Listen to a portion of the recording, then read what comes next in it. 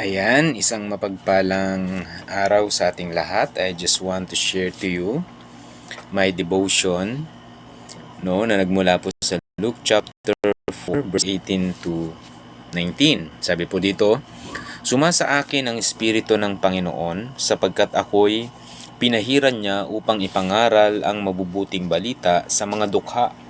Ako'y sinugo niya upang itanyag sa mga bihag ang pagkaligtas at sa mga bulag ang pagkakita, upang bigyan ng kalayaan ang nangaapi.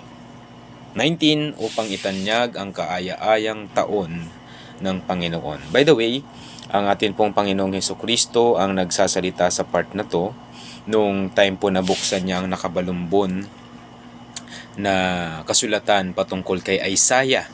No?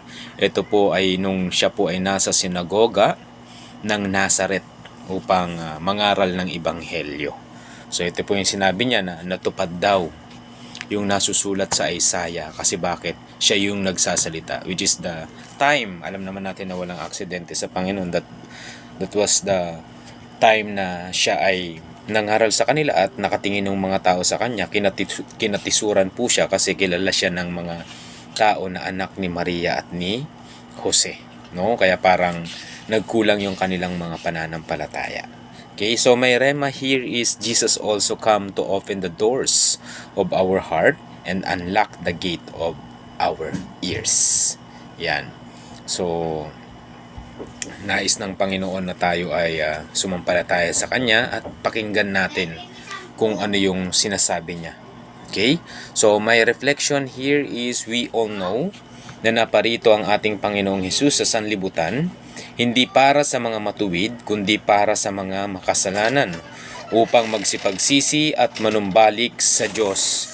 Ito ay sa pamamagitan ng kanyang salita na nagbibigay buhay at nagpapalaya sa mga inaalipin ng dyablo. We all know, kaya lagi natin sinasabi, the truth will set us free. Ano yung truth na yun? Yung salita ng Diyos na magpapalaya sa mga tao kapag naunawaan nila ang katotohanan na patungkol sa Diyos.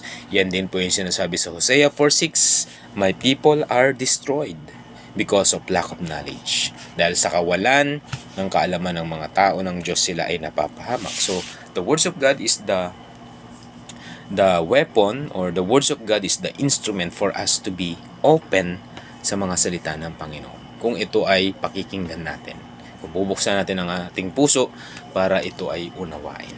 Okay?